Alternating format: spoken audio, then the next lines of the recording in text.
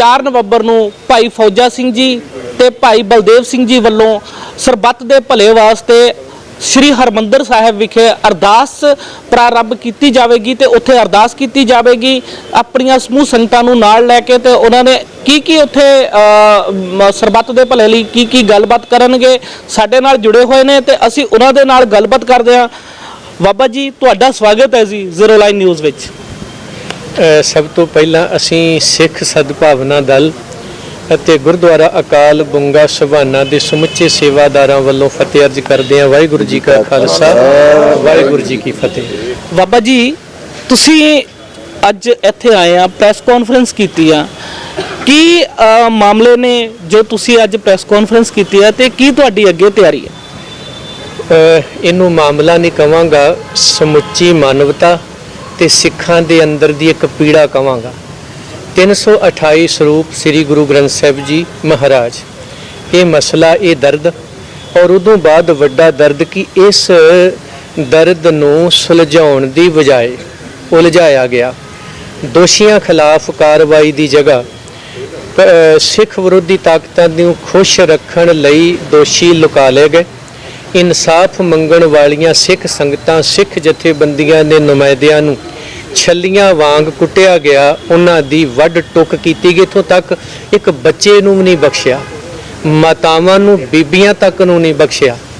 एक घनौणी हरकत इस पीड़ा नूं लैके और सिख पंथ दे नाल पिछले कई महीनिਆਂ तो 420 खेडी जा रही है। झूठ ते झूठ, झूठ ते झूठ बोलिया जा रहा। श्री गुरु ग्रंथ साहिब महाराज जी दे अहम ਜਿਹੜੇ ਸਾਡਾ ਉਹਨਾਂ ਦੇ ਨਾਲ ਸਨੇਹ ਹਰ ਇੱਕ ਮਾਨਵਤਾ ਦਾ ਹੈ। ਇਹਨਾਂ ਸਾਰੀਆਂ ਚੀਜ਼ਾਂ ਨੂੰ ਮੱਦੇ ਨਜ਼ਰ ਰੱਖਦਿਆਂ ਅਸੀਂ 4 ਨਵੰਬਰ ਨੂੰ 12 ਵਜੇ ਸ੍ਰੀ ਅਕਾਲ ਤਖਤ ਸਾਹਿਬ ਜੀ ਵਿਖੇ ਸਿੱਖ ਸਦਭਾਵਨਾ ਦਲ ਗੁਰਦੁਆਰਾ ਅਕਾਲ ਬੁੰਗਾ ਸਭਾਨਾ ਦੇ ਸਮੁੱਚੇ ਸੇਵਾਦਾਰਾਂ ਵੱਲੋਂ ਸਿੱਖ ਸੰਗਤਾਂ ਨੂੰ ਨਾਲ ਲੈ ਕੇ ਅਰਦਾਸ ਕਰਨ ਜਾ ਰਹੇ ਹਾਂ। ਅਪੀਲ ਕਰਦੇ ਹਾਂ ਕਿ ਜੋ ਮਾਈ ਭਾਈ ਪਹੁੰਚ ਸਕਦਾ ਹੈ ਪਹੁੰਚੋ। ਔਰ ਉਸ ਅਰਦਾਸ ਦਾ ਮੁੱਖ ਮਕਸਦ ਇਹ ਹੈ कि पहली गल सरबत का भला मंगना। सरबत के भले च चाहे वह किसान हित ने, चाहे वह अज की महामारी है जिहड़ा करोना वायरस है, तो चाहे कोई होर समस्यावां ने उन्हां संबंधी। दूसरी गल ये अरदास सतगुरु श्री गुरु ग्रंथ साहिब महाराज जी के सामने अकाल तख्त साहिब ते उन्हां फटड़ मरजीवड़ियां की अरदास जिन्हां गुरुद्वारियां की सेवा लई कुर्बानियां कीतियां। तिन्हां दी कमाई दा ध्यान तर खालसा जी बोलो जी। ये अरदास है। तीसरा पक्ष इत्थे अरदास कीती जाऊगी सतगुरु साडे सिर ते हथ रखी अत हिरण मैं तब जूझ मरूं। सानू समर्था देई असीं इन्हां दोषियां खिलाफ पंथक होके दा ऐलान करके उन्नू नेपरे चाड़ सकीए। बाबा जी 328 ਸਰੂਪਾਂ ਦੀ जो बेअदबी होया जी, जो गायब भी होए ने, संगतां दे विच ये भी रोष है, संगतां दे विच ये भी खदशा है कि जो 328 ਸਰੂਪ गैप ने ये उन्हां बेअदबियां नूं जो कि पिछे होईयां ने उन्हां बेअदबियां दे विच इन्हां श्री गुरु ग्रंथ साहिब महाराज नूं वरतिया गया आ।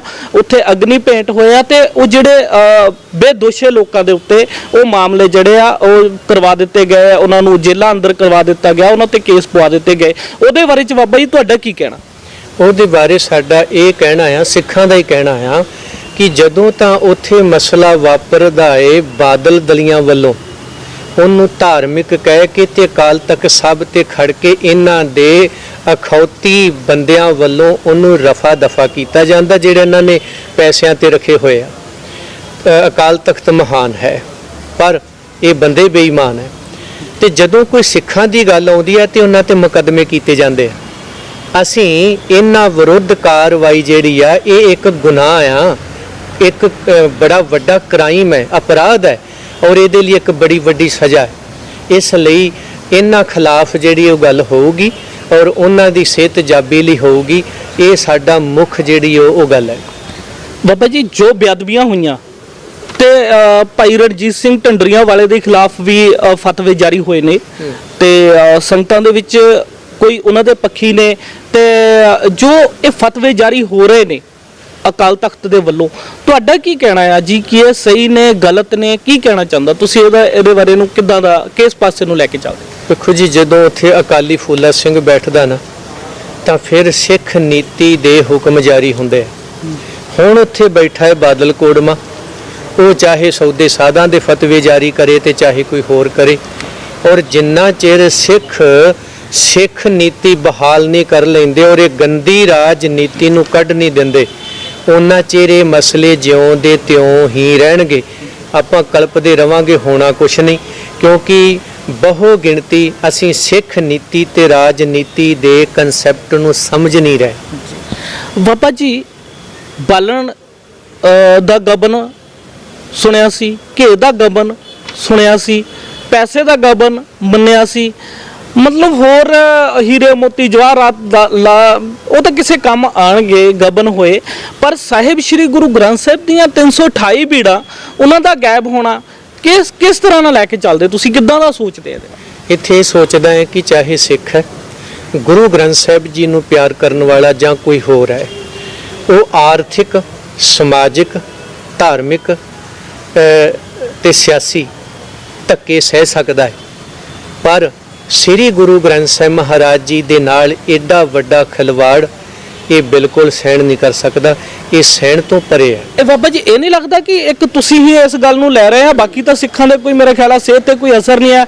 328 ਸਰੂਪ ਜਿਹੜੇ ਉਹ ਗੈਪ ਨੇ, ਤੇ ਉਹ ਰਾਜ ਕਰਨ ਵਾਲੇ ਸ਼੍ਰੋਮਣੀ ਕਮੇਟੀ ਦੇ ਉੱਤੇ ਜੋ ਕਾਬਜ ਨੇ ਤੇ ਉਹ ਬੜੇ ਵਧੀਆ ਆਪਣੀਆਂ ਮੋਟੀਆਂ ਤਨਖਾਹਾਂ ਚੱਕ ਰਹੇ ਨੇ, ਉਹਨਾਂ ਨੂੰ ਇਸ ਚੀਜ਼ ਦੇ ਨਾਲ ਕੋਈ ਲੈਣਾ ਦੇਣਾ ਨਹੀਂ ਨਾ। ਬਾਕੀ ਸਿੱਖ ਸੰਗਤ ਨੂੰ ਕੋਈ ਐਦਾਂ ਦੀ ਕੋਈ ਆਵਾਜ਼ ਚੱਕਦਾ ਆ ਤੇ ਉਹਨਾਂ ਦੇ ਖਿਲਾਫ ਕੋਈ ਗੱਲਬਾਤ ਕਰਦਾ ਆ। ਭਾਈ ਜਿਵੇਂ ਕਿ ਉਹਨਾਂ ਨੇ ਗੱਲ ਵੀ ਰੱਖੀ ਸੀਗੀ ਤੇ ਉੱਥੇ ਵੱਢ ਟੁੱਕ ਵੀ ਹੋਈ ਆ, ਕਿਰਪਾਨਾਂ ਚੱਲੀਆਂ ਆ, ਤੇ ਉਹਦੇ ਬਾਰੇ ਚ ਸਤਿਕਾਰ ਕਮੇਟੀ ਦੇ ਮੈਂਬਰਾਂ ਨੇ ਵੀ ਉੱਥੇ ਦੀ ਗੱਲ ਰੱਖੀ ਸੀਗੀ ਤਾਂ ਪਿੱਛੇ ਬੜੇ ਉਹਨਾਂ ਨੇ ਸ਼ਾਂਤਮਈ, ਉਹਨਾਂ ਦਾ ਕਹਿਣਾ ਹੈ ਕਿ ਅਸੀਂ ਬੜੇ ਢੰਗ ਨਾਲ ਕਰ ਰਹੇ ਸੀ ਤੇ ਉੱਥੇ ਪੱਤਰਕਾਰਾਂ ਨਾਲ ਵੀ ਵੱਢ ਟੁੱਕ ਹੋਈ।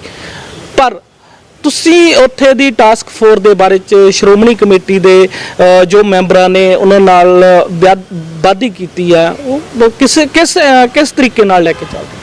ਇਹ ਮੈਂ ਫਿਰ ਕਹਿ ਦਿਆਂ, ਸਮੁੱਚਾ ਸਿੱਖ ਜਗਤ ਤੇ ਹਰਿਮੰਦਰ ਸਾਹਿਬ ਹਰ ਤਰ੍ਹਾਂ ਦੇ ਮਜ਼ਹਬ ਮਤ ਦਾ ਮੱਥਾ ਟੇਕਣ ਵਾਲਾ ਸ਼ਰਧਾਵਾਨ ਪ੍ਰਾਣੀ, ਉਹ ਇਸ ਸਭ ਕਾਹੇ ਨੂੰ ਇਸ ਨਜ਼ਰੀਏ ਨਾਲ ਵੇਖਦਾ ਕਿ ਇਹ ਟਾਸਕ ਫੋਰਸ ਨਹੀਂ ਆ, ਇਹ ਨਰੈਣੂ ਮਹੰਤਾਂ ਦੀ ਅੱਜ ਦੀ ਗੁੰਡਾ ਬ੍ਰਿਗੇਡ ਆ, ਜਿਹਦਾ ਕੰਮ ਹੈ ਇੱਥੇ ਆਇਆਂ ਨੂੰ ਡਾਂਗਾ ਕਿਰਪਾਨਾਂ ਤੇ ਉਹਨਾਂ ਦੇ ਨਾਲ ਉਹਨਾਂ ਦਾ ਸਵਾਗਤ ਕਰਨਾ।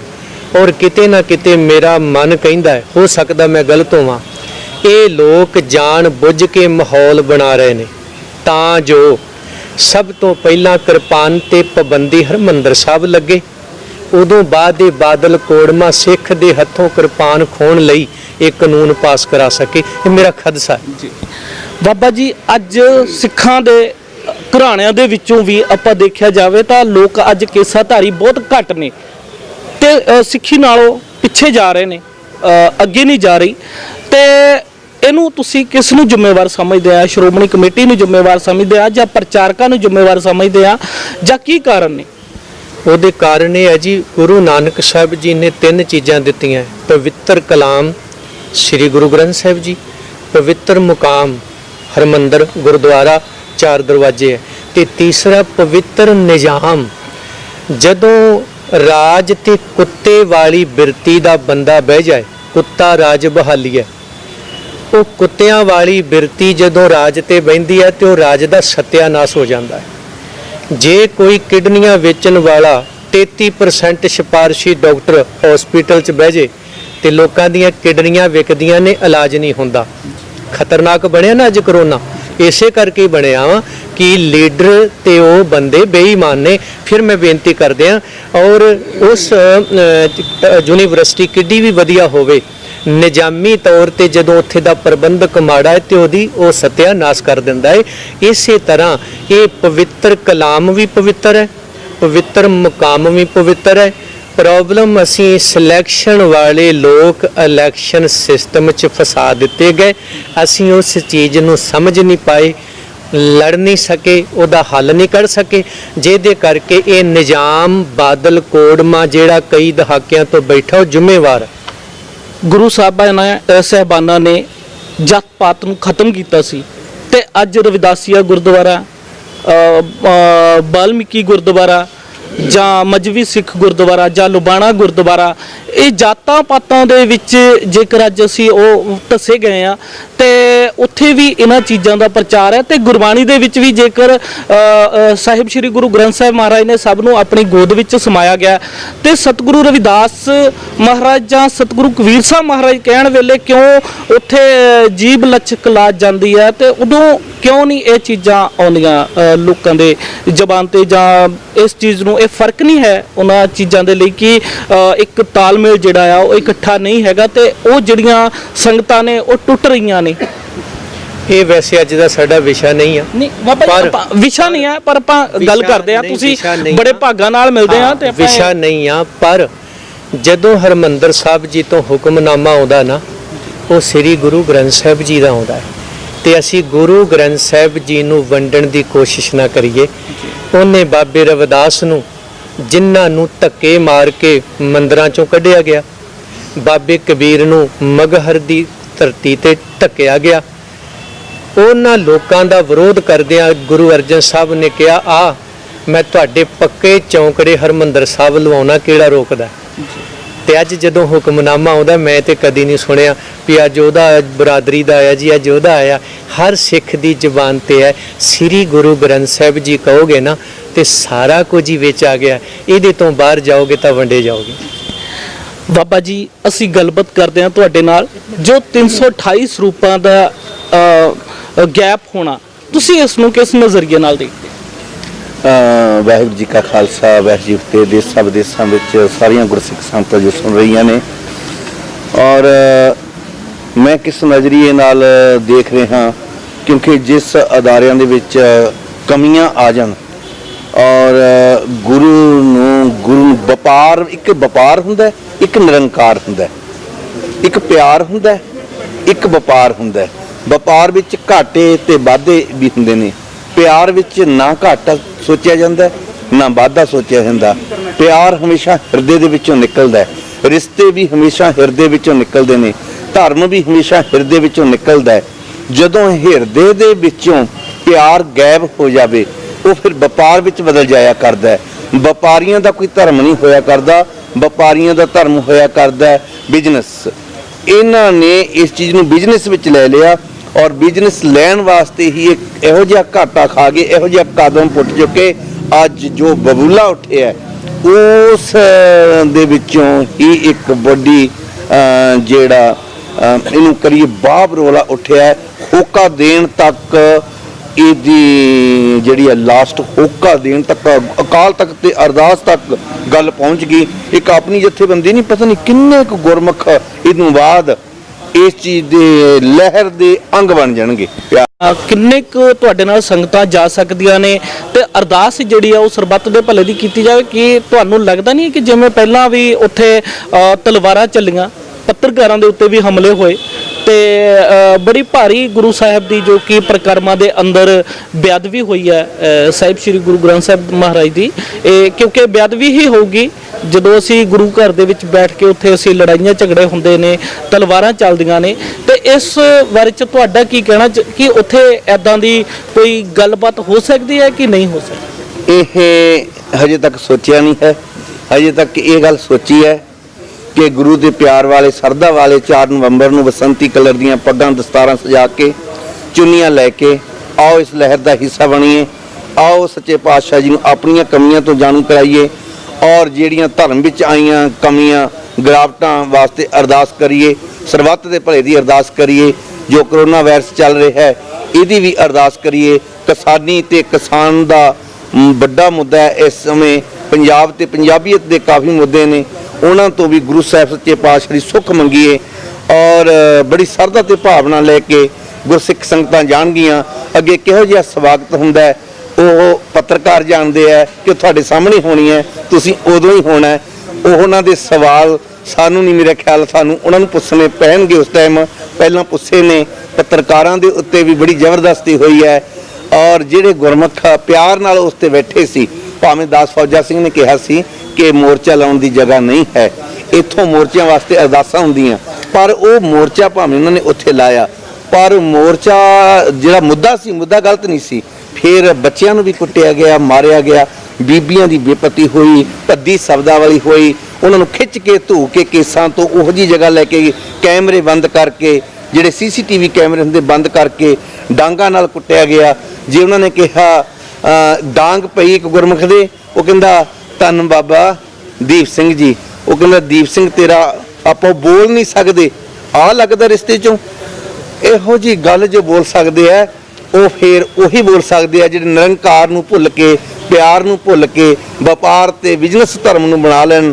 ਉੱਥੇ ਹਮੇਸ਼ਾ ਗੰਦਲਾ ਪਾਣੀ ਹੋਇਆ ਕਰਦਾ, ਜਿਵੇਂ ਨਰੈਣੂ ਮਹੰਤ ਨਹੀਂ ਬਾਬਾ ਜੀ, ਜੇਕਰ ਉੱਥੇ ਇਹੋ ਜਿਹਾ ਸਵਾਗਤ ਹੁੰਦਾ ਹੈ ਜਿਹੋ ਜਿਹਾ ਤੁਸੀਂ ਹੁਣ ਵਰਣਨ ਕਰਕੇ ਹਟਿਆ, ਤੇ ਤੁਹਾਡੀ ਕਿਹੋ ਜੀ ਤਿਆਰੀ ਹੋਊਗੀ? ਸਾਡੀ ਤਿਆਰੀ ਹੋਊਗੀ ਦਿਲਾਂ ਵਿੱਚ ਭਾਵਨਾ। ਮੈਂ ਇੱਕ ਤੁਹਾਨੂੰ ਹੋਰ ਦੱਸਾਂ ਗੱਲ, ਉੱਥੇ ਜਦੋਂ ਡਾਂਗ ਵਰੀ ਸੀ, ਕੁੱਟਿਆ ਸੀ, ਮਾਰਿਆ, ਤਲਵਾਰਾਂ ਚੱਲੀਆਂ, ਕੁਝ ਸ਼੍ਰੋਮਣੀ ਕਮੇਟੀ ਦੇ ਇਹੋ ਜਿਹੇ ਬੰਦੇ ਵੀ ਸੀ ਜਿਹੜੇ ਉਹਨਾਂ ਨੂੰ ਜਲ ਪਾਣੀ ਛਕਾਉਂਦੇ ਸੀ, ਨਾਲੇ ਰੋਂਦੇ ਸੀ, ਕਹਿੰਦੇ ਸੀ ਸਾਡੇ ਵੱਸ ਨਹੀਂ। ਹਮੇਸ਼ਾ ਕੋਈ ਅਦਾਰਾ ਨਹੀਂ ਖਰਾਬ ਹੋਇਆ ਕਰਦਾ, ਕੋਈ ਧਰਮ ਨਹੀਂ ਖਰਾਬ ਹੋਇਆ ਕਰਦਾ, ਕੋਈ ਜਾਤ ਮਜ਼ਹਬ ਤਾਂ ਆਪਾਂ ਮੰਨਦੇ ਹੀ ਨਹੀਂ। ਧਰਮ ਦੇ ਵਿੱਚ ਕੁਝ ਬੰਦੇ ਹੁੰਦੇ ਆ, ਸੰਸਥਾ ਵਿੱਚ ਕੁਝ ਬੰਦੇ ਹੁੰਦੇ ਆ, ਕੁਝ ਨਰੈਣੂ ਮਹੰਤ ਦੀ ਸੋਚ ਦੇ ਬੰਦੇ ਹੁੰਦੇ ਆ। ਸਾਰਿਆਂ ਨੂੰ ਆਪਾਂ ਇੱਕ ਮੁੱਠੀ ਨਹੀਂ ਬੰਨ੍ਹ ਸਕਦੇ। ਉੱਥੇ ਸਰਦਾ ਵਾਲੇ, ਭਾਵਨਾ ਵਾਲੇ ਵੀ ਬਹੁਤ ਨੇ, ਪਰ ਜਿਹੜੀ ਨਰੈਣੂ ਮਹੰਤ ਦੀ ਸੋਚ ਵਾਲੇ ਨੇ, ਵਪਾਰੀ ਨੇ, ਬਿਜ਼ਨਸਮੈਨ ਨੇ, ਉਹਨਾਂ ਨੇ ਜੋ ਮਰਜ਼ੀ ਤਿਆਰੀ ਕੀਤੀ ਆ, ਆਪਾਂ ਉਸ ਤਰੀਕੇ ਨਾਲ ਹੀ ਜਾਣਾ ਜਿਵੇਂ ਆਮ ਸੰਗਤ ਇੱਕ ਗੁਰੂ ਜੀ ਅੱਗੇ ਨਮਸਕਾਰ ਕਰਨ ਜਾਂਦੀ ਹੈ। ਕਿੰਨੀ ਕੁ ਸੰਗਤ ਦਾ ਉਦਣ ਜਾਣ ਦਾ ਪ੍ਰਬੰਧ ਹੈ ਜੀ? ਤੁਸੀਂ ਤੁਹਾਡੇ ਨਾਲ ਕਿੰਨੀ ਕੁ ਸੰਗਤ ਹੋ ਸਕਦੀ ਆ? ਭਾਈ ਬਲਦੇਵ ਸਿੰਘ ਜੀ, ਬਾਬਾ ਫੌਜਾ ਸਿੰਘ ਜੀ, ਤੁਹਾਡੇ ਨਾਲ ਕਿਹੋ ਜਿਹੀਆਂ ਸੰਗਤਾਂ, ਕਿੰਨੀ ਕੁ ਸੰਗਤ ਹੋ ਸਕਦੀ? ਹਾਂ, ਗੁਰੂ ਕਿਰਪਾ ਦੇ ਨਾਲ ਅਸੀਂ ਹੋਕਾ ਮਾਰ ਦਿੱਤਾ। ਅੱਜ ਮੀਡੀਆ ਨੇ ਸਾਰੀ ਜਗ੍ਹਾ ਚਲੇ ਜਾਣਾ। ਮੇਰੇ ਖਿਆਲ ਦੇ ਨਾਲ ਜੰਮੂ ਤੋਂ ਵੀ ਸੰਗਤਾਂ ਆਉਣਗੀਆਂ, ਦਿੱਲੀ ਤੋਂ ਵੀ ਸੰਗਤਾਂ ਆਉਣਗੀਆਂ, ਦਮਦਮਾ ਸਾਹਿਬ ਤੋਂ ਵੀ, ਡੇਰਾ ਬਾਬਾ ਨਾਨਕ ਤੋਂ ਵੀ, ਪੌ ਪਿੰਡ ਤੋਂ ਵੀ, ਔਰ ਫਤਿਹਗੜ੍ਹ ਸਾਹਿਬ ਤੋਂ ਵੀ, ਪਟਿਆਲੇ ਤੋਂ, ਅਲੱਗ-ਅਲੱਗ ਡਿਸਟ੍ਰਿਕਾਂ ਦੇ ਵਿੱਚੋਂ 5-5 7-7 ਗੱਡੀਆਂ ਆਉਣਗੀਆਂ। ਕਿੰਨੀ ਕੁ ਹੁੰਦੀ ਹੈ ਇਹ ਪਿਆਰ ਵਾਲਿਆਂ ਦਾ? ਪਿਆਰ ਵਾਲੇ ਤਾਂ ਦੋ ਹੀ ਬਹੁਤ ਹੁੰਦੇ ਆ, ਪਰ ਜਿੰਨੇ ਵੀ ਆ ਗਏ ਉਹਨੂੰ 1.25 ਲੱਖ ਚ ਗਿਣਿਆ ਜਾਊਗਾ। ਜੋ ਵੀ ਆ ਗਿਆ ਉਹਨਾਂ ਅੱਗੇ ਪਲਕਾਂ ਵਸਾਈਆਂ ਜਾਣਗੀਆਂ। ਜਿਹੜੀਆਂ ਸੰਗਤਾਂ ਤੁਹਾਡੇ ਨਾਲ ਜਾਣਗੀਆਂ ਅਸ਼ਤਰਾਂ ਸ਼ਾਸਤਰਾਂ ਦੇ ਨਾਲ ਲੈਸ ਹੋਣ? ਨਹੀਂ ਜੀ, ਬਿਲਕੁਲ ਨਹੀਂ। ਜੋ ਸਾਨੂੰ ਸਤਿਗੁਰ ਨੇ ਸ਼ਸਤਰ ਦਿੱਤੇ ਆ, ਇਹ ਦਿੱਤੇ ਆ, ਇਹ ਸਾਡੇ ਕੋਲ ਹੋਣਗੇ। ਜਿਹੜੇ ਗੁਰਮੁਖ ਹੁਣ ਦੇਖੋ ਮੇਰੇ ਕੋਲ ਸ਼ਸਤਰ ਹੈ, ਇਹ ਖਾਲੀ ਹੱਥ ਵੀ ਹੈ। ਕੋਈ ਇਹੋ ਜਿਹੀ ਗੱਲ ਨਹੀਂ ਹੈ। ਗੁਰੂ ਨੇ ਜਿਵੇਂ ਸਾਨੂੰ ਆਮ ਜ਼ਿੰਦਗੀ ਦਿੱਤੀ, ਅਸੀਂ ਉਵੇਂ ਜਾਵਾਂਗੇ। ਜਿਵੇਂ ਆਮ ਅਸੀਂ ਆਮ ਹਾਲਤ ਵਿੱਚ ਮੇਰਾ ਸੁਭਾਅ ਹੈ ਸ਼ਸਤਰ ਰੱਖਣਾ, ਗੁਰੂ ਸ੍ਰੀ ਸਾਹਿਬ ਰੱਖਣਾ, ਪ੍ਰੇਮ ਕਰਨਾ ਸ਼ਸਤਰਾਂ ਨੂੰ, ਬਾਣੇ ਤੇ ਬਾਣੀ ਨੂੰ ਕਰਨਾ। ਅਸੀਂ ਉਸ ਭਾਵਨਾ ਦੇ ਨਾਲ ਜਾਣਾ। ਜੇ ਸ਼ਸਤਰ ਹੈਗੇ ਵੀ ਹੈ ਤਾਂ ਆਪਣੀ ਭਾਵਨਾ ਕਰਕੇ ਹੈ, ਕਿਉਂਕਿ ਮੇਰੇ ਖਿਆਲ ਨਾਲ ਕੋਈ ਇਹੋ ਜਿਹਾ ਹਜੇ ਸੁਨੇਹਾ ਨਾ ਜਾਵੇ। ਫੈਸਲਾ ਪੰਥ ਨੇ ਲੈਣਾ। ਮੈਂ ਅਗਰ ਕੱਲਾ ਹਥਿਆਰ ਚੱਕ ਕੇ ਕੋਈ ਗਲਤੀ ਕਰੂੰ, ਉਂਗਲ ਪੰਥ ਤੇ ਆਊਗੀ।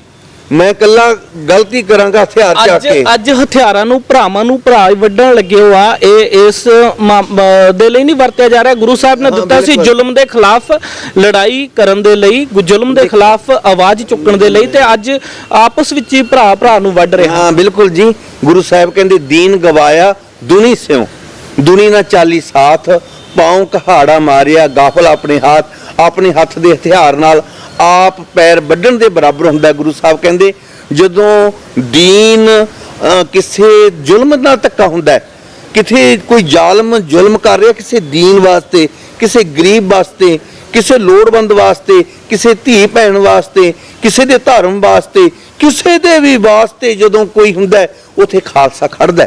ਪਹਿਲਾਂ 3 ਵਾਰ ਉਹਨੂੰ ਵਾਰਨਿੰਗ ਦਿੰਦਾ, ਪਿਆਰ ਨਾਲ ਸਮਝਾਉਂਦਾ, ਆਖਰੀ ਫੈਸਲਾ ਫਿਰ ਪੰਥ ਲੈਂਦਾ ਵੀ ਹਥਿਆਰ ਚੱਕਣਾ ਜਾਂ ਕਿਵੇਂ ਕਰਨਾ। ਇਹ ਸਾਰਾ ਹਥਿਆਰ ਚੱਕਣ ਦਾ ਮੁੱਦਾ ਕਿਸੇ ਦਾ ਪਰਸਨਲ ਨਹੀਂ ਹੈ, ਪੰਥ ਤੇ ਗੁਰੂ ਦਾ ਮੁੱਦਾ ਹੈ। ਇਹ ਪੰਥ ਜਾਣੇ ਉਹਨਾਂ ਨੇ ਅਗਲਾ ਹੋਕਾ ਕੀ ਦੇਣਾ, ਆਪਣਾ ਕੰਮ ਅਰਦਾਸ ਕਰਨਾ, ਗੁਰੂ ਅੱਗੇ ਸੀਸ ਨਿਵਾਉਣਾ ਔਰ ਪੰਥ ਦਾ ਹੁਕਮ ਮੰਨਣਾ ਜੀ। ਤੇ ਬਾਬਾ ਜੀ, ਜੋ ਅੱਜ ਜਾਤਾਂ ਪਾਤਾਂ ਦੇ ਵਿੱਚ ਵੰਡੀਆਂ ਪਾਈਆਂ ਜਾ ਰਹੀਆਂ ਨੇ, ਗੁਰੂ ਗ੍ਰੰਥ ਸਾਹਿਬ ਮਹਾਰਾਜ ਦੇ ਗੁਰਦੁਆਰਿਆਂ ਦੇ ਵੀ ਵੰਡੀਆਂ ਪਾਈਆਂ ਜਾ ਰਹੀਆਂ ਨੇ। ਮੈਂ ਭਾਈ ਬਲਦੇਵ ਸਿੰਘ ਜੀ ਨਾਲ ਵੀ ਗੱਲ ਕੀਤੀ ਸੀ, ਤੇ ਤੁਸੀਂ ਇਸ ਦੇ ਬਾਰੇ ਚ ਕੀ ਕਹਿਣਾ ਚਾਹੁੰਦੇ ਨੇ ਕਿ ਇਸ ਦੇ ਨਾਲ ਜੋ ਹੈ ਉਹ ਨਿਗਾਰ ਨਹੀਂ ਆ ਰਿਹਾ, ਸਿੱਖ ਪੰਥ ਨਾਲੋਂ ਲੋਕ ਟੁੱਟ ਨਹੀਂ ਰਹੇ? ਬਿਲਕੁਲ ਬਿਲਕੁਲ ਜੀ। ਜਦੋਂ ਗੁਰੂ ਨਾਨਕ ਸਾਹਿਬ ਮਹਾਰਾਜ ਨੂੰ ਪੁੱਛਿਆ ਸੱਚੇ ਪਾਤਸ਼ਾਹ ਔਰ ਤੁਹਾਡੀ ਜਾਤ ਕੀ ਹੈ, ਮਹਾਰਾਜ ਕਹਿੰਦੇ ਮੈਂ ਨੀਚਾ ਅੰਦਰ ਨੀਚ ਜਾਤ, ਨੀਚੀ ਹੂੰ ਅਤ ਨੀਚ। ਜਿਹੜੇ ਨੀਚ ਹੁੰਦੇ ਨੇ ਉਹਨਾਂ ਤੋਂ ਵੀ ਬਹੁਤ ਜ਼ਿਆਦਾ ਨੀਚ ਆ ਮੈਂ। ਕਹਿੰਦੇ ਮਹਾਰਾਜ ਜੀ ਫਿਰ ਤੁਸੀਂ ਖੜੋਗੇ ਕਿਹਦੇ ਨਾਲ? ਤੁਸੀਂ ਵੱਡੇ ਲੋਕਾਂ ਨਾਲ ਖੜੋਗੇ, ਉੱਚੀਆਂ ਕੁੱਲਾਂ ਨਾਲ ਖੜੋਗੇ। ਉੱਚੀਆਂ ਕੁੱਲਾਂ ਦੇ ਜਿਹੜੇ ਲੋਕ ਪੱਥਰ ਦਿਲ ਨੇ, ਜਿਹੜੇ ਅੱਜ ਜ਼ਾਲਮ ਤੇ ਜ਼ੁਲਮ ਬਣੇ ਹੋਏ ਨੇ, ਜ਼ੁਲਮ ਕਰਦੇ ਨੇ, ਜ਼ਾਲਮ ਬਣੇ ਹੋਏ ਨੇ, ਤੁਸੀਂ ਉਹਨਾਂ ਨਾਲ ਖੜੋਗੇ? ਮਹਾਰਾਜ ਕਹਿੰਦੇ ਨਹੀਂ, ਮੈਂ ਨੀਚਾ ਅੰਦਰ ਨੀਚ ਜਾਤ, ਨੀਚੀ ਹੂੰ ਅਤ ਨੀਚ, ਨਾਨਕ ਤਿਨ ਕੈ ਸੰਗ ਸਾਥ, ਵੱਡਿਓ ਸਿਉ ਕਿਆ ਰੀਸ। ਫੇਰ ਕਹਿੰਦੇ ਮਹਾਰਾਜ ਸਾਡੇ ਵਾਸਤੇ ਉਪਦੇਸ਼ ਕੀ ਹੈ? ਮਹਾਰਾਜ ਕਹਿੰਦੇ ਸਿੱਖੋ, ਜਿੱਥੇ ਨੀਚ ਸੰਭਾਲੀਐ ਤਿੱਥੇ ਨਦਰ ਮੇਰੀ ਬਖਸ਼ੀਸ, ਨਜ਼ਰ ਤੇਰੀ ਬਖਸ਼ੀਸ। ਜਿੱਥੇ ਨੀਚ ਨੂੰ ਸੰਭਾਲਿਆ ਜਾਂਦਾ ਹੈ, ਆਪਣੇ ਆਪ ਦੀ ਨਿਮਰਤਾ, ਭਾਵਨਾ, ਸਰਦਾ, ਗਰੀਬਾਂ ਦੇ ਨਾਲ, ਲੋੜਵੰਦਾਂ ਦੇ ਨਾਲ, ਹਰ ਇੱਕ ਨੂੰ ਨਾਲ ਲੈ ਕੇ ਚੱਲਣਾ ਜੀ। ਮਹਾਰਾਜ ਕਹਿੰਦੇ ਮੇਰੀ ਨਜ਼ਰਾਂ ਨੇ, ਮੇਰੀਆਂ ਬਖਸ਼ੀਸ਼ਾਂ ਨੇ, ਮੇਰੀਆਂ ਖੁਸ਼ੀਆਂ ਨੇ। ਉਹਨਾਂ ਤੇ ਮੇਰੇ ਖਿਆਲ ਨਾਲ ਸਾਨੂੰ ਗੁਰੂ ਨਾਨਕ ਸਾਹਿਬ ਦੇ ਬਚਨ ਮੰਨਣੇ ਚਾਹੀਦੇ ਆ ਜੀ।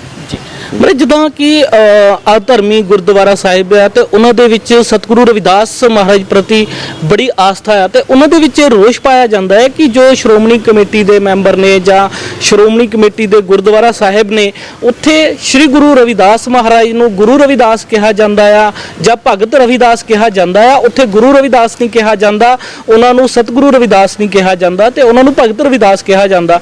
ਕਬੀਰ ਸਾਹਿਬ ਮਹਾਰਾਜ ਨੂੰ ਸਤਿਗੁਰੂ ਕਬੀਰ ਸਾਹਿਬ ਮਹਾਰਾਜ ਨਹੀਂ ਕਿਹਾ ਜਾਂਦਾ। ਉਹਦੇ ਬਾਰੇ ਚ ਉਹਨਾਂ ਦੇ ਮਨਾਂ ਦੇ ਵਿੱਚ ਠੇਸ ਪਹੁੰਚਦੀ ਹੈ ਕਿ ਸਾਡੇ ਗੁਰੂ ਸਾਹਿਬਾਨਾਂ ਨੂੰ ਇਹ ਲੋਕ ਜਿਹੜੇ ਆ ਉਹਨਾਂ ਸਤਿਕਾਰ ਨਹੀਂ ਦਿੰਦੇ ਜਿੰਨਾ ਕਿ ਗੁਰੂ ਸਾਹਿਬਾਨਾਂ ਨੇ ਦਿੱਤਾ ਸੀ। ਹਾਂ ਬਿਲਕੁਲ ਜੀ। ਗੁਰੂ ਸਾਹਿਬਾਨ ਨੂੰ ਪੁੱਛਿਆ ਸੱਚੇ ਪਾਤਸ਼ਾਹ ਜੀ, ਤੁਹਾਨੂੰ ਅਸੀਂ ਕਿਹੜੇ ਰੁਤਬੇ ਨਾਲ ਦੇਖੀਏ? ਗੁਰੂ ਗਰੀਬ ਨਿਵਾਸ ਸੱਚੇ ਪਾਤਸ਼ਾਹ ਕਹਿੰਦੇ ਇੱਕ ਦਾਨ ਮੰਗੇ ਨਾਨਕ ਵਿਚਾਰਾ, ਹਰ ਦਾਸਨ ਦਾਸ ਕਰਾਈ।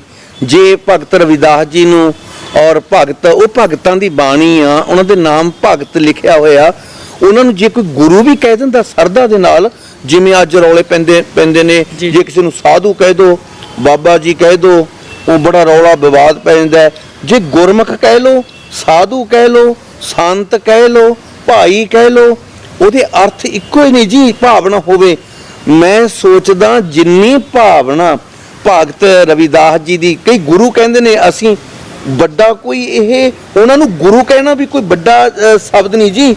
ਉਹ ਰੱਬ ਸੀ ਨਿਰੰਕਾਰ। ਕਿਉਂ? ਬਾਹੋ ਬਾਹੋ ਬਾਣੀ ਨਿਰੰਕਾਰ ਹੈ। ਅੱਜ ਉਹ ਨਿਰੰਕਾਰ ਵਿੱਚ ਗਿਣੇ ਜਾ ਰਹੇ ਨੇ ਕਿਉਂਕਿ ਉਹਨਾਂ ਦੀ ਬਾਣੀ ਨਿਰੰਕਾਰ ਵਿੱਚ ਗਿਣੀ ਜਾਂਦੀ ਹੈ ਜੀ। ਉਹਨਾਂ ਇੰਨੀ ਸੁਰਤ ਉੱਚੀ ਰੱਖਣੀ ਚਾਹੀਦੀ ਹੈ। ਅੱਜ ਜੇ ਭਗਤ ਰਵਿਦਾਸ ਜੀ ਦਾ ਨਿਰੰਕਾਰੀ ਹੁਕਮਨਾਮਾ ਸਾਹਿਬ ਆਉਂਦਾ ਹੈ ਤਾਂ ਨਿਰੰਕਾਰ ਸਮਝਿਆ ਜਾਂਦਾ ਹੈ ਜੀ, ਕਿਉਂਕਿ ਸਾਰਾ ਸਿੱਖ ਜਗਤ ਨਹੀਂ, ਸਾਰਾ ਵਰਲਡ ਉਹ ਉਹਨਾਂ ਦੇ ਅੱਗੇ ਸੀਸ ਝੁਕਾਉਂਦਾ ਹੈ ਜੀ। ਉਹਨਾਂ ਦਾ ਤਾਂ ਕੋਈ ਸਾਡੇ ਕੋਲ ਲਫ਼ਜ਼ ਨਹੀਂ ਜੀ। ਅਸੀਂ ਉਹਨਾਂ ਵਾਸਤੇ ਨਿਰੰਕਾਰ ਹੀ ਵਰਤ ਸਕਦੇ ਹਾਂ ਕਿਉਂਕਿ ਨਿਰੰਕਾਰ ਨੇ ਆਪਣੀ ਗੋਦੀ ਵਿੱਚ ਸਮਾ ਲਏ ਔਰ ਸਾਰਿਆਂ ਦੀ ਬਾਣੀ, ਗੁਰੂਆਂ, ਭਗਤਾਂ, ਪੀਰ, ਪੈਗੰਬਰ, ਔਲੀ, ਅਵਤਾਰ, ਸਿੱਖ, ਜਿੰਨੇ ਵੀ ਭਗਤਾਂ ਦੀ ਬਾਣੀ ਹੋਈ ਗੁਰੂ ਗ੍ਰੰਥ ਸਾਹਿਬ 'ਚ ਦਰਜ ਹੋਈ, ਅੱਜ ਨਿਰੰਕਾਰ ਕਹਾ ਰਹੀ ਹੈ। ਮੇਰੇ ਖਿਆਲ ਨਾਲ ਨਹੀਂ ਵੰਡੀਆਂ ਪਾਉਣੀਆਂ ਚਾਹੀਦੀਆਂ ਸਾਨੂੰ। ਇਹ ਮੇਰੇ ਖਿਆਲ ਕੋਈ ਸ਼ਰਾਰਤੀ ਅਨਸਰ ਦੀ ਹੋ ਸਕਦੀ ਹੈ ਜੀ। ਕੋਈ ਸੱਚਾ ਸਿੱਖ ਗੁਰੂਆਂ ਦੇ ਬਰਾਬਰ ਸਮਝਦਾ ਸਾਰੀਆਂ ਬਾਣੀਆਂ ਜੀ। ਉਹਨਾਂ ਦਾ ਸਤਿਕਾਰ ਤਾਂ ਬਹੁਤ ਰੁਤਬਾ ਉੱਚਾ ਹੈ ਜੀ। ਅਸੀਂ ਉਹਨਾਂ ਨੂੰ ਅਸੀਂ ਆਪਣੇ ਵੱਲੋਂ ਤਾਂ ਕੁਛ ਵੀ ਨਹੀਂ ਦੇ ਸਕਦੇ। ਗੁਰੂ ਦੇ ਗਏ ਬਾਣੀ, ਗੁਰੂ ਗੁਰੂ ਹੈ ਬਾਣੀ, ਵਿੱਚ ਬਾਣੀ ਅੰਮ੍ਰਿਤ ਸਾਰੇ, ਗੁਰਬਾਣੀ ਕਹੈ ਸੇਵਕ ਜਨ ਮਾਨੈ, ਪ੍ਰਤੱਖ ਗੁਰੂ ਨਿਸਤਾਰੇ। ਅੱਜ ਜਦੋਂ ਬਾਣੀ ਪੜ੍ਹੀ ਜਾਂਦੀ ਹੈ ਉਹਨੂੰ ਗੁਰਬਾਣੀ ਕਿਹਾ ਜਾਂਦਾ ਹੈ। ਜੇ ਉਹਨਾਂ ਨੂੰ ਗੁਰੂ ਕਿਹਾ ਜਾਵੇ ਕੋਈ ਵੱਡੀ ਗੱਲ ਨਹੀਂ ਜੀ, ਵੱਡੀ ਉਹ ਨਿਰੰਕਾਰ ਨੇ ਜੀ, ਉਹ ਨਿਰੰਕਾਰ ਨੇ। ਇਹ ਸਨ ਸਾਡੇ ਨਾਲ ਬਾਬਾ ਫੌਜਾ ਸਿੰਘ ਜੀ ਸੁਭਾਨੇ ਵਾਲੇ ਤੇ ਸਾਡੇ ਨਾਲ ਭਾਈ ਬਲਦੇਵ ਸਿੰਘ ਜੀ। ਉਹਨਾਂ ਨੇ ਦੱਸਿਆ ਕਿ 4 ਨਵੰਬਰ ਨੂੰ ਸ਼੍ਰੀ ਹਰਮੰਦਰ ਸਾਹਿਬ ਵਿਖੇ ਸਰਬੱਤ ਦੇ ਭਲੇ ਵਾਸਤੇ ਅਰਦਾਸਾਂ ਬੇਨਤੀਆਂ ਹੋਣਗੀਆਂ, ਜੋ ਕਿ ਕਰੋਨਾ ਮਹਾਮਾਰੀ ਭਿਆਨਕ ਨੇ ਦੁਨੀਆ ਨੂੰ ਹਿਲਾ ਕੇ ਰੱਖਿਆ ਹੋਇਆ ਹੈ, ਝੰਜੋੜ ਕੇ ਰੱਖਿਆ ਹੋਇਆ ਹੈ। ਉਸ ਦੀ ਵੀ ਅਰਦਾਸ ਕੀਤੀ ਜਾਏ ਕਿ ਸਤਿਗੁਰੂ ਮਹਾਰਾਜ ਕਿਰਪਾ ਕਰਨ, ਸਭ ਦੇ ਉੱਤੇ ਭਲੀ ਕਰਨ। ਤੇ ਜੋ ਕਿਸਾਨ ਮੋਰਚੇ ਲੱਗ ਰਹੇ ਨੇ, ਸਰਕਾਰਾਂ ਉਹਨਾਂ ਦੇ ਵੱਲ ਵੀ ਮਹਾਰਾਜ ਰਹਿਮਤ ਕਰੇ ਤੇ ਸਰਕਾਰਾਂ ਦੇ ਮਨ ਸਮੱਤਿਆ ਪਾਵੇ ਤਾਂ ਜੋ ਜਿਹੜੇ ਵੇਲੇ ਆ ਉਹ ਵਾਪਸ ਲਏ ਜਾਣ। ਦੂਸਰਾ ਉਹਨਾਂ ਨੇ ਕਿਹਾ ਕਿ ਜੋ ਸਾਹਿਬ ਸ੍ਰੀ ਗੁਰੂ ਗ੍ਰੰਥ ਸਾਹਿਬ ਮਹਾਰਾਜ ਦੇ ਬੀੜਾ 328 ਜੋ ਸਰੂਪ ਗੈਪ ਹੋ ਗਏ ਨੇ, ਖੁਰਦ ਬੁਰਦ ਕੀਤੇ ਗਏ ਨੇ, ਤੇ ਉਹ ਜੋ ਵੀ ਉਹਨਾਂ ਦੀਆਂ ਬੇਅਦਬੀਆਂ ਹੋਈਆਂ ਨੇ ਤਾਂ ਉਸ ਦੇ ਲਈ ਵੀ ਅਰਦਾਸ ਕੀਤੀ ਜਾਵੇਗੀ ਸਰਬੱਤ ਦੇ ਭਲੇ ਵਾਸਤੇ। ਤੇ ਅੱਗੇ ਸ਼੍ਰੋਮਣੀ ਕਮੇਟੀ ਸਾਡਾ ਕਿਹੋ ਜਿਹਾ ਸਵਾਗਤ ਕਰਦੀ ਆ ਉਹ ਦੇਖਦੀ ਹੈ ਤੇ ਉਹਨਾਂ ਨੇ ਕਿਹਾ ਹੈ ਕਿ ਅਸੀਂ ਤਾਂ ਸਰਬੱਤ ਦੇ ਭਲੇ ਲਈ 4 ਨਵੰਬਰ ਨੂੰ ਉੱਥੇ ਸੰਗਤਾਂ ਦੇ ਨਾਲ ਜਾ ਰਹੇ ਹਾਂ ਤੇ ਸਭ ਸੰਗਤਾਂ ਨੂੰ ਅਪੀਲ ਕੀਤੀ ਹੈ ਕਿ ਸਾਰੀਆਂ ਸੰਗਤਾਂ ਜਿੱਥੋਂ ਤੱਕ ਵੀ ਆਵਾਜ਼ ਪੁੱਜਦੀ ਹੈ ਉਹ ਉੱਥੇ ਹੁਮ ਹਮਾ ਕੇ ਪੁੱਜਦੀਆਂ ਹੋਣ। ਕੈਮਰਾਮੈਨ ਦਿਨੇਸ਼ ਮੋਤਰਾ ਦੇ ਨਾਲ ਜ਼ੀਰੋ ਲਾਈਨ ਨਿਊਜ਼ ਤੋਂ ਦਵਿੰਦਰ ਕੁਮਾਰ।